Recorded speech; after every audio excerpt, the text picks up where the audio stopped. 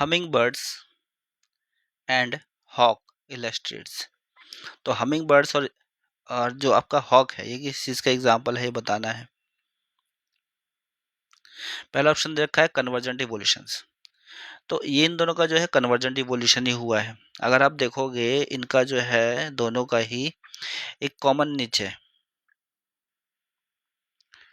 उस कॉमन निच की वजह से हुआ क्या है, इन दोनों ने ही एक फंक्शन डेवलप कर लिया है, एक सिमिलर ट्रेड डेवलप कर ली कि इनकी जो फ्लाइट होती है, जो उड़ना वगैरह होता है, वो बहुत ही ज़्यादा स्ट्रांग होता है, स्ट्रांग फ्लाइट होती है।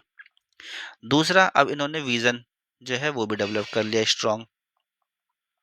ठीक है, तो ये एक तरीके से कन्वर्जेंट इवोल्यूशन हुआ, क्योंकि सेम दो अलग अलग लोग जब सेम एनवायरनमेंट में आते हैं, ठीक है, तो एनवायरनमेंट के अकॉर्डिंग वो एक सिमिलर ट्रेड्स को यहाँ पे डेवलप करते हैं।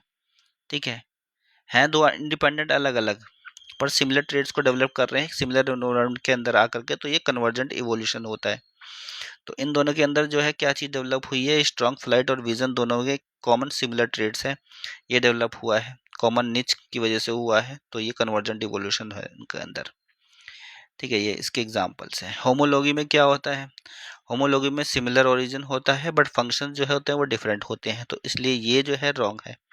अडेप्टिव रेडिएशन जो होता है, जैसे कि ये डार्विन फिंचेस में देख सकते हो आप, एक जगह पे थी, वहां से अलग अलग जगह गई और उनकी जो चोंच अलग अलग हो गई। क्यों हो गई, क्योंकि फूड सोर्सेज और हैबिटेट अलग अलग था अलग अलग जगह पे। तो ये भी हमारा आंसर नहीं है। Parallel evolutions close related species के बीच में होता है। ठीक है, तो इसलिए ये भी हमारा रॉन्ग है। राइट आंसर हमारा ऑप्शन ए है।